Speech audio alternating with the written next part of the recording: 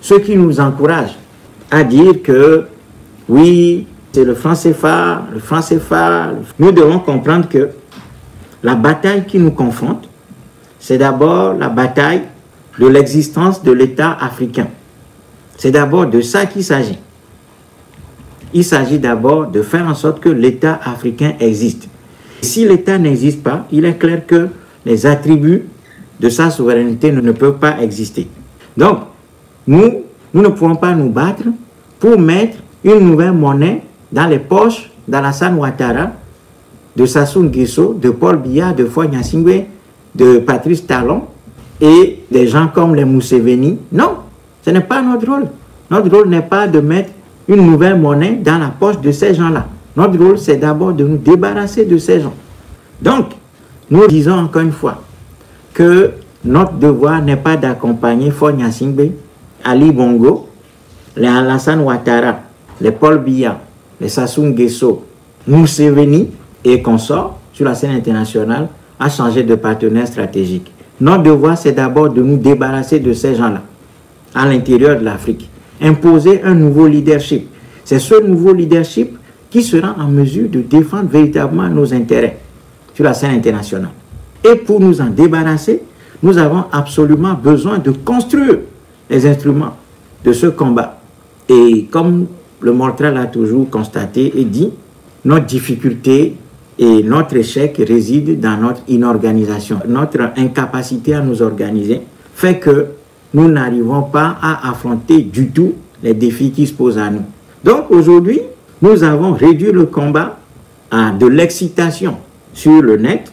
Donc matin, midi, soir, les gens allument leur caméra, bavardent, crient, insultent, sont dans l'illusion, vendent de l'illusion à notre jeunesse, à notre peuple.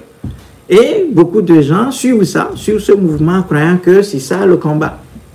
Le combat véritable, je le redis, se trouve dans notre capacité à nous organiser. Tant que nous ne serons pas en mesure de nous mobiliser, de nous concerter, de répartir les tâches sur la base d'un agenda. Quel est notre agenda aujourd'hui? Qu'est-ce que nous envisageons faire demain? Est-ce que nous allons rester que sur les réseaux sociaux pour crier, ou bien est-ce que nous serons en mesure concrètement sur le terrain d'abord de mobiliser des gens, de les former? Il ne suffit pas de les mobiliser, de les former véritablement à l'action révolutionnaire, à découvrir et à comprendre les mécanismes par lesquels nous sommes tenus, quelles sont nos forces et faiblesses en tant que peuple en cours de mobilisation, quels sont les rapports de force avec le système en place, quels sont les instruments que le système en place utilise pour nous maintenir dans nos situations. Eh bien, c'est l'ensemble de ces instruments-là que nous devons d'abord maîtriser. Et une fois qu'on aura maîtrisé ces instruments-là, nous serons en mesure de bâtir véritablement une organisation à partir de la répartition des tâches entre nous, avec un agenda fixé et qui sera évalué de manière périodique. C'est ça le travail. Et ce travail-là, nous peinons à le faire parce que les messages que nous avons envoyés depuis des années, depuis 20 ans que nous faisons cet appel, nous n'arrivons pas à trouver des gens. Nous n'arrivons pas à trouver des gens. Alors, comment pouvons-nous organiser les choses si nous n'avons pas les ressources humaines à notre disposition? Donc, notre défi fondamental se trouve là. D'abord, les ressources humaines, ensuite, leur mobilisation, suivi de leur organisation et finalement de leur lancement sur la scène. Parce que toute action qui réussit, c'est celle qu'on planifie, celle qu'on organise, où on anticipe toutes les difficultés et les défis.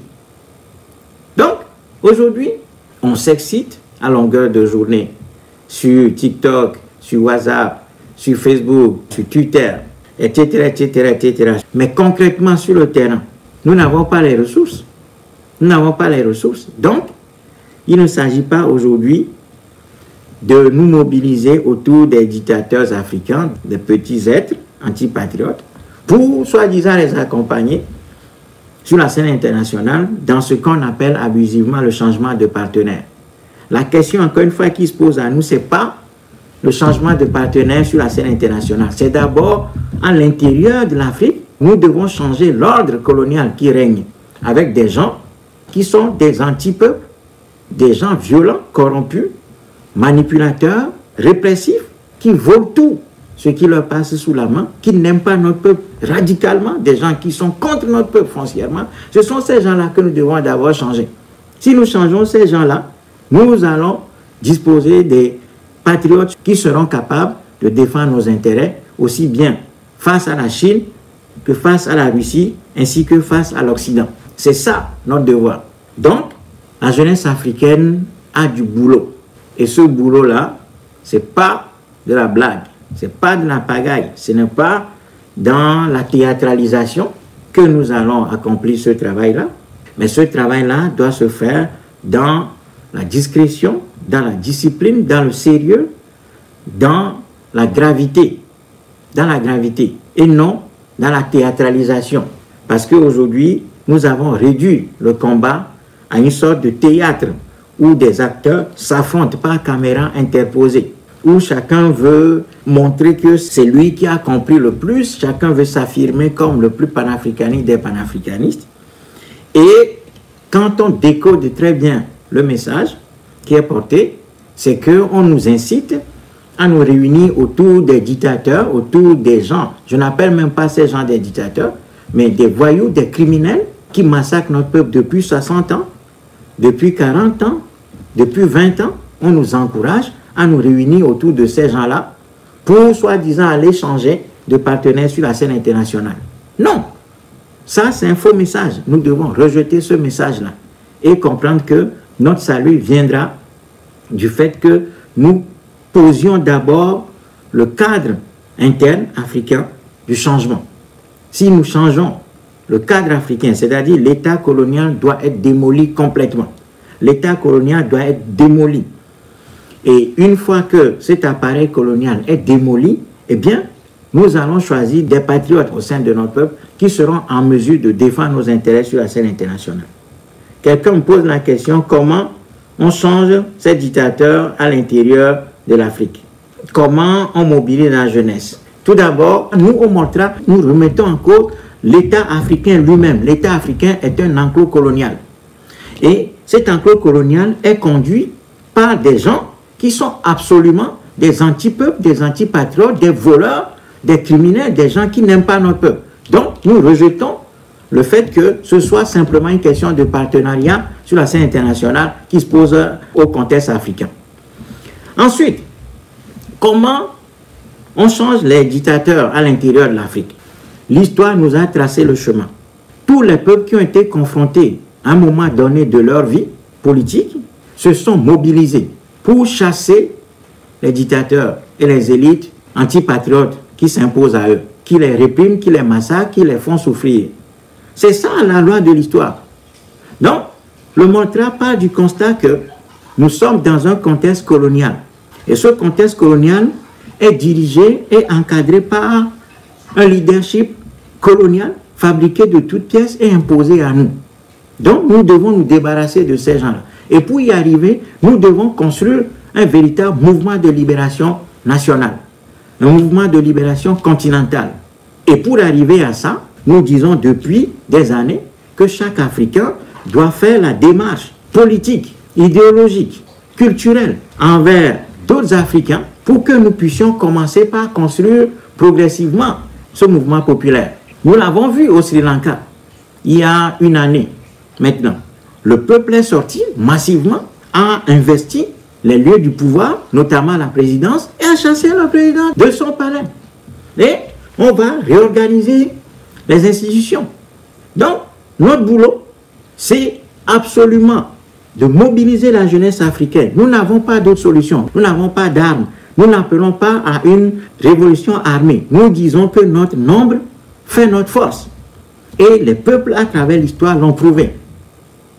Les peuples à travers l'histoire ont prouvé que lorsqu'ils se mettent debout, eh bien, n'importe quelle dictature tombe. Donc, nous sommes absolument obligés de travailler sur notre organisation. Le défi, il est là. Le défi n'est pas ailleurs. C'est pour ça que moi, je ne passe pas mon temps à m'amuser. Vous avez constaté que depuis plusieurs mois maintenant, je n'ai même pas publié de vidéos. Parce que l'essentiel a été dit déjà. Nous avons déjà parlé. Maintenant, il s'agit d'agir concrètement. Il s'agit de prendre les aspects de ce message-là qui vous intéressent et puis vous travaillez avec. Nous, on veut des résultats. Moi, j'attends que les compatriotes qui m'entendent, qui m'écoutent et qui comprennent le sens de ce message-là, évidemment, reviennent me voir en disant, bon voilà, on est parti discuter avec des compatriotes. Nous avons 2, 3 contacts. Eh bien, venez nous voir, on vous invite, on veut vous rencontrer, on veut discuter, passer à la phase pratique du message. Voyez, vu notre faiblesse, vu notre dispersion, nous sommes obligés de travailler petitement. Nous devons fixer des ambitions très petites.